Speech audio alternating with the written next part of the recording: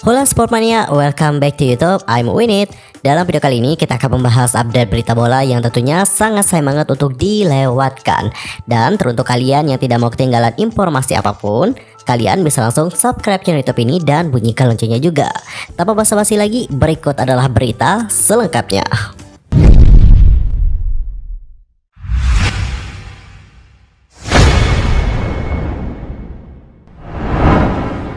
Di berita pertama kita akan membahas tentang hasil Liga Inggris. Kali ini ada pertandingan dari Arsenal versus Manchester City.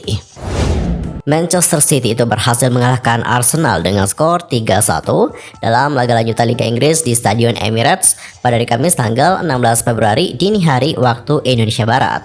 Hasil ini membuat Manchester City menggeser Arsenal di puncak klasemen.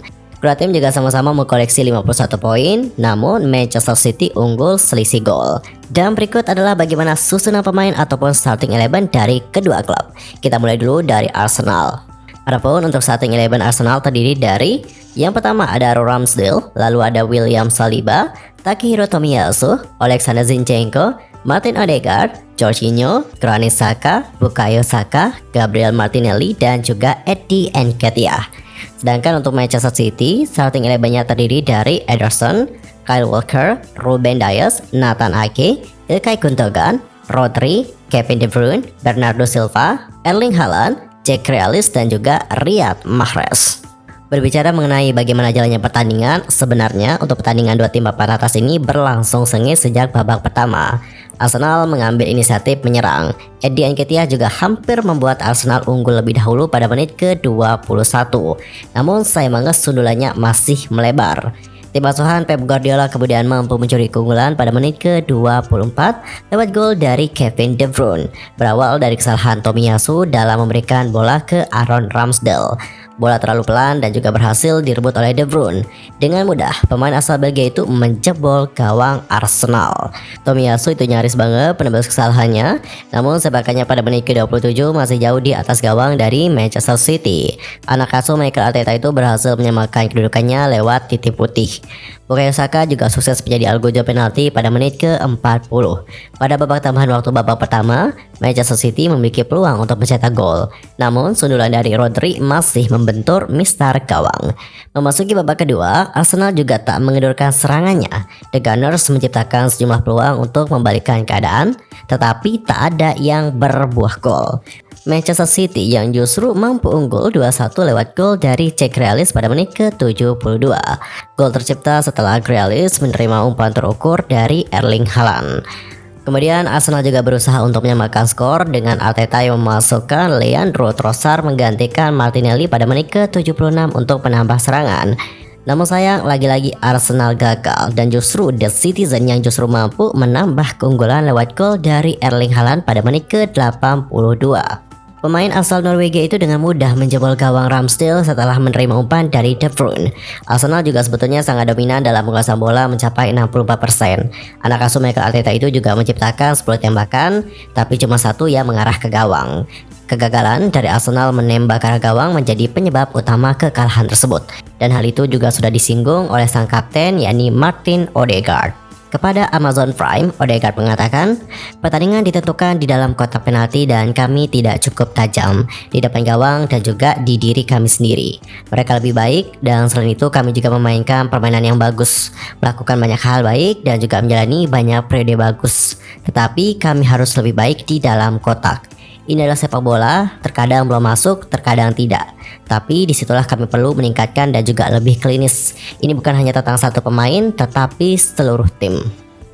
Dan akibat dari kekalahan tersebut, sekarang Arsenal melorot ke posisi kedua klasemen Liga Inggris dengan 51 poin dari 22 laga. Sedangkan untuk Manchester City itu naik ke puncak dengan poin yang sama, namun sudah bermain 23 kali.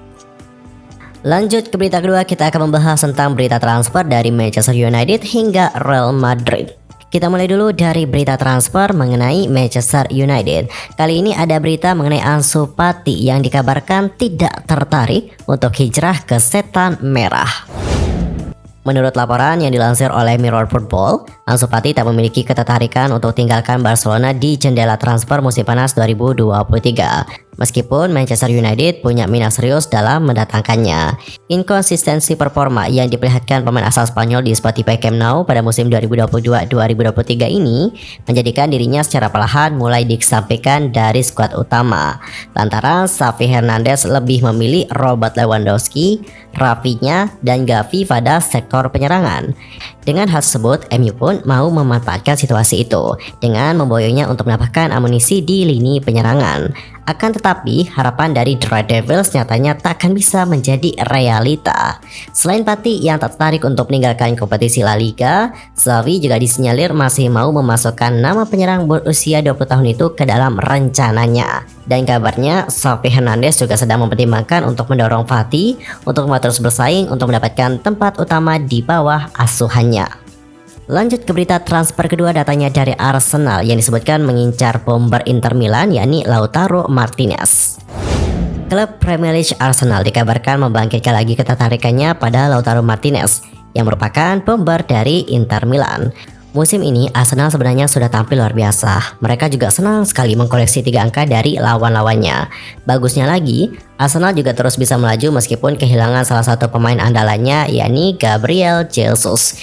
Kemudian posisinya diisi oleh Eddie Nketiah dengan baik. Akan tetapi belakangan ini laju Arsenal tersendat. Mereka juga tak bisa meraih kemenangan dalam 3 laga terakhir di semua ajang kompetisi. Dari 3 pertandingan tersebut, Arsenal kalah 2 kali dan sisanya berakhir imbang. Dan dari 3 pertandingan itu, Arsenal cuma bisa mencetak 2 gol saja. Gol tersebut diciptakan oleh Leandro Trossard dan juga terakhir adalah oleh Bukayo Saka melalui titik putih di saat melawan Manchester City. Hal ini tentu membuat Arsenal ketar-ketir. Pasalnya Eddie Nketiah tak berkutik dalam 3 pertandingan tersebut. Dari situlah The Gunners mulai membuka ide untuk mencari penyerang baru. Arsenal juga pernah dikaitkan dengan Lautaro Martinez. Namun kabar ketertarikan pada striker Inter Milan itu akhirnya menguap begitu saja. Dan kini ada kabar bahwa Arsenal kembali melirik Martinez. Dan rumor ini berasal dari laporan Football Insider. Laporan itu menyebut bahwa Arsenal punya kans untuk memboyong Martinez. Pasalnya, Inter disebut bisa saja melepas pemain Argentina tersebut pada musim panas nanti. Namun, jika ia ditebus dengan bandrol sekitar 70 juta pound sterling, harga tersebut cukup wajar mengingat Martinez masih terikat kontrak di Inter sampai tahun 2026. Arsenal juga tak cuma mengincar striker saja pada musim panas 2023 nanti. Kabarnya mereka juga ingin mempersolid lini tengahnya. Ada satu nama yang kerap dikaitkan dengan Arsenal belakangan. Ia adalah gelandang dari West Ham yakni Declan Rice.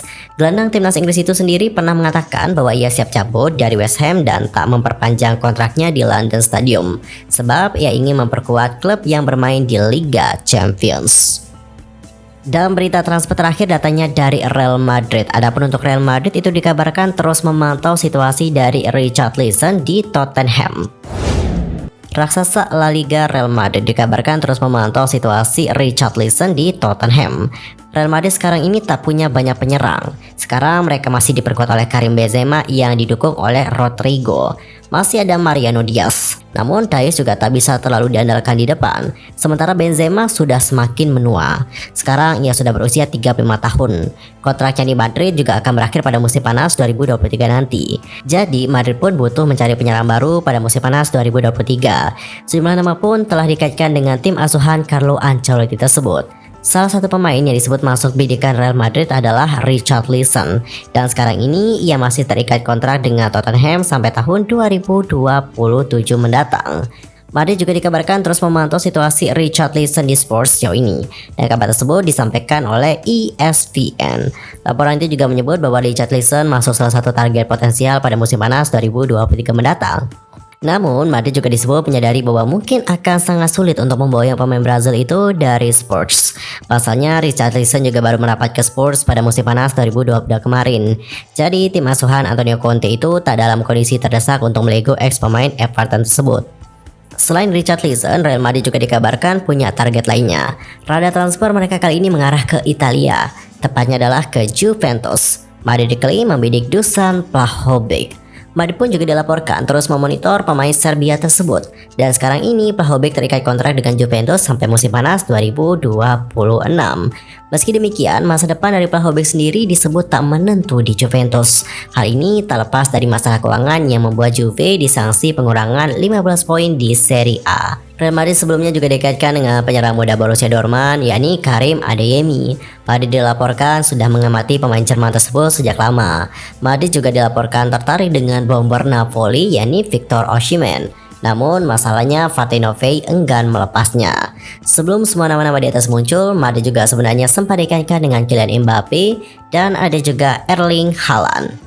Well, sebabnya berita tadi menutup perjumpaan kita untuk hari ini. Saksikan update berita lainnya hanya di channel YouTube I'm Win It. Cukup sekian dan juga terima kasih. Jangan lupa untuk subscribe, like, comment, and share-nya juga ya. Dan sampai jumpa di video berikutnya. Salam olahraga.